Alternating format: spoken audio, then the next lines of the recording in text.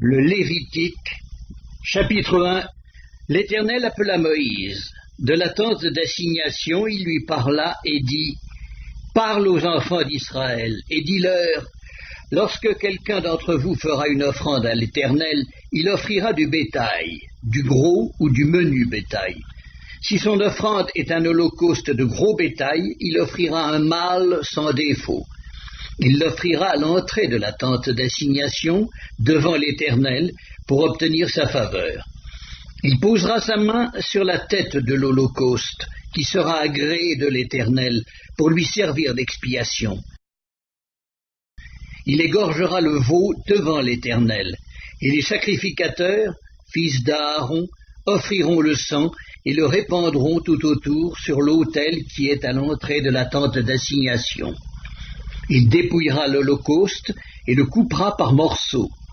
Les fils du sacrificateur, Aaron, mettront du feu sur l'autel et arrangeront du bois sur le feu. Les sacrificateurs, fils d'Aaron, poseront les morceaux, la tête et la graisse sur le bois mis au feu sur l'autel. Il lavera avec de l'eau les entrailles et les jambes, et le sacrificateur brûlera le tout sur l'autel.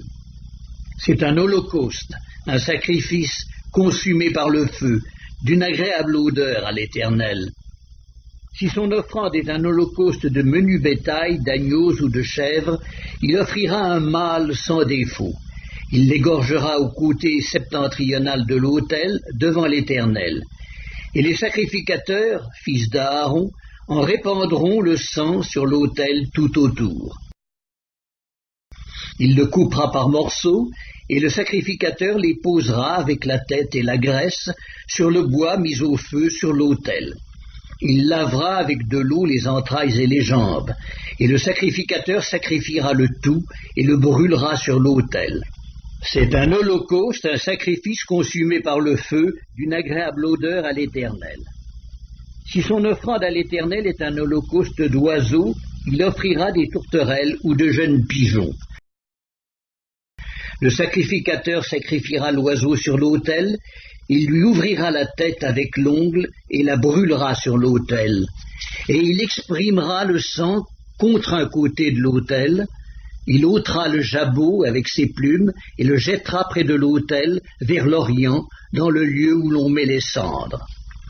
Il déchirera les ailes sans les détacher, et le sacrificateur brûlera l'oiseau sur l'autel et sur le bois mis au feu.